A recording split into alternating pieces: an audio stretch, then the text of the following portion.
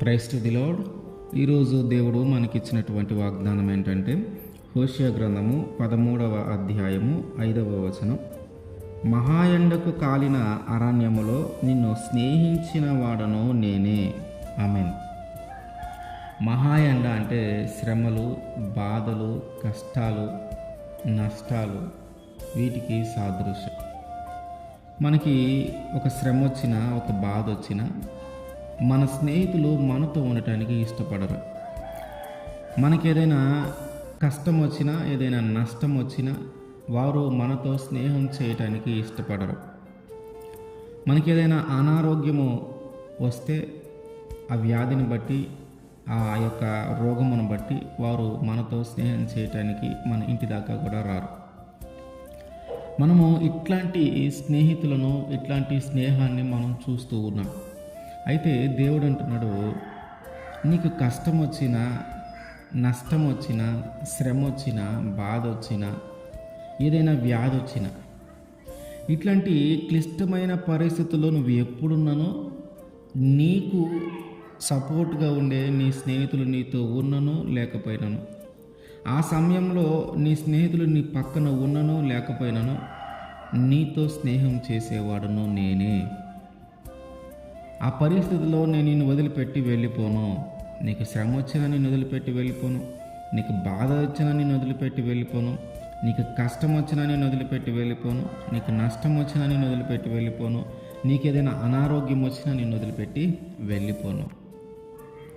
దేవుడు వాగ్దానం చేస్తూ ఉన్న మాట ఏంటంటే, ఎటువంటి క్లిష్టమైన పరిస్థితుల్లో నీవు ఉన్ననో, ఎటువంటి క్లిష్టమైన పరిస్థితులను నువ్వు అనుభవిస్తూ ఉన్నానో, ఆ కఠినమైన పరిస్థితుల్లో కూడా నేను నీతో స్నేహంగానే ఉంటాను. నేను నీతో స్నేహంగానే ఉంటాను, నిన్ను వదిలిపెట్టి వెళ్ళిపోను. నీ స్నేహితుల వలె సమస్యను బట్టి, అవమానాన్ని బట్టి, అనారోగ్యాన్ని బట్టి నిన్ను వదిలిపెట్టి వెళ్ళిపోయారేమో, కానీ నేను నిన్ను అట్లా వదిలిపెట్టి వెళ్ళిపోనని దేవుడు వాగ్దానం చేస్తున్నాడు. ఇశ్రాయేలు ప్రజల్ని ఐగుప్తు దేశం నుంచి నడిపించే క్రమంలో అరణ్యంలో నడిచారు, ఎడారిలో నడిచారు. అనేకమైన కఠినమైన పరిస్థితులను వాళ్ళు ఎదుర్కొన్నారు. అరణ్యంలో నడిచేటప్పుడు, ఆ ఎడారిలో నడిచేటప్పుడు విష సర్పాలు వచ్చినాయి, తేళ్ళు వచ్చినాయి, శత్రువులు వచ్చారు. ఎడారిలో తిరిగి తిరిగి తాగడానికి నీళ్ళు లేకపోతే దాహంతో చచ్చిపోయేలాగున్నాం అనుకున్న పరిస్థితుల్లో బండను కొట్టి నీళ్ళను రప్పించాడు దేవుడు. అంటే వాళ్ళు ఆ అరణ్య ప్రదేశంలో ఉన్నప్పుడు, ఆ ఎడారి ప్రదేశంలో ఉన్నప్పుడు వాళ్ళకు వచ్చిన శ్రమల్లో, వాళ్ళకు వచ్చిన బాధల్లో, వాళ్ళకు వచ్చిన కష్టంలో, వాళ్ళకు వచ్చిన రోధంలో ఎప్పుడు దేవుడు వారిని వదిలిపెట్టి వెళ్ళిపోలా. ఎప్పుడు వారిని దేవుడు దూరం చేయలా. వారి బాధలో, వారి కష్టంలో ప్రతిదీ విని వాటి నుంచి వాళ్ళని ఏదో ఒక విధంగా తప్పించుకుంటూ తీసుకొని వెళ్ళాడు. అంటే మన స్నేహితులు ఎలా ఉన్నారంటే, మనకి ఏదైనా ఇబ్బంది అయినప్పుడు వీలైతే మాట్లాడకుండా ఉండటానికి, మన వైపు రాకుండా ఉండటానికి, మన గురించి పట్టించుకోకుండా ఉండటానికి ఇష్టపడుతూ ఉన్నారు. కానీ దేవుడు నిజమైన స్నేహితుడు. యేసుక్రీస్తు వారు నిజమైన స్నేహితుడు మనకి. ఆయన నిజమైన స్నేహితుడు కనుక మన కష్టములో మనల్ని వదిలిపెట్టి వెళ్ళిపోవట్లా, మన బాధలో మనల్ని వదిలిపెట్టి వెళ్ళిపోడు, మన యొక్క నిందలలో మనల్ని వదిలిపెట్టి వెళ్ళిపోడు, మన యొక్క నష్టంలో మనల్ని వదిలిపెట్టి వెళ్ళిపోడు, మన యొక్క అవమానంలో మనల్ని వదిలిపెట్టి వెళ్ళిపోడు, మన యొక్క అనారోగ్యంలోనూ మనల్ని వదిలిపెట్టి వెళ్ళిపోడు. మహా ఎండకు కాలిన అరణ్యంలో సైతము నిన్ను స్నేహించిన వాడును నేనే. అంటే అటువంటి క్లిష్టమైన పరిస్థితుల్లో కూడా నీకెవ్వరు స్నేహితులు లేకపోతే, నిన్ను పలకరించేవారు ఎవరో రాకపోతే, నిన్ను ఆదరించేవారు నీ చుట్టుపక్కల లేకపోతే, అంత క్లిష్టమైన పరిస్థితుల్లో కూడా నేను నీతో ఉంటాను. నేను నీతో స్నేహము చేస్తాను.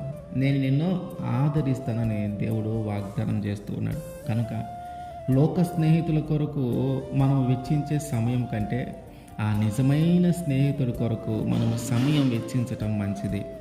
లోక స్నేహితుల కొరకు మనము ఎంతగానో ధనాన్ని ఖర్చు పెడతా ఉంటాం.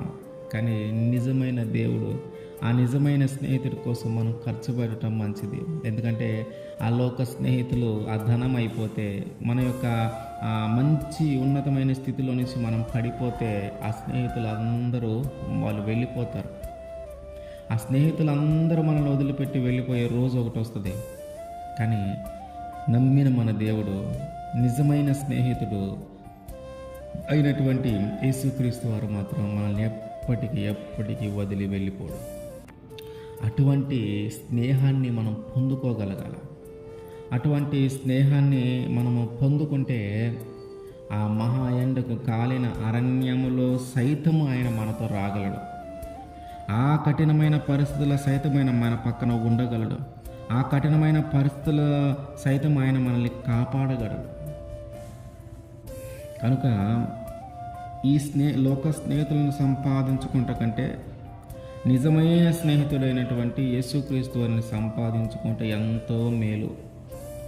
మనము ఆయనే మన నిజమైన స్నేహితుడిగా మనము భావించడానికి, మనం పొందుకోవటానికి మనం ఇప్పటి నుంచే ప్రయత్నం చేస్తే ఆయన నిజమైన స్నేహితుడిగా మనకి ఉండి మహా ఎండకు కాలిన అరణ్యంలో సైతం మమ్మల్ని స్నేహించేవాడిగా ఉంటాడు.